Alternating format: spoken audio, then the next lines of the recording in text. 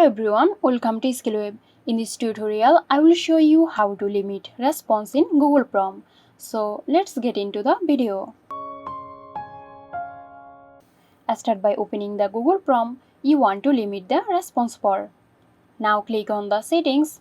So this is where you will find various settings for your Chrome. Now click on response.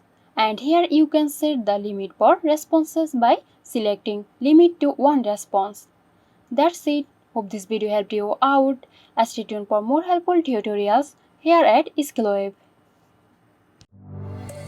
This video is sponsored by Zerosoft. Zerosoft offers graphic design, UI UX design, digital marketing and web development. Elevate your brand with Zerosoft today. For more details, check the description box.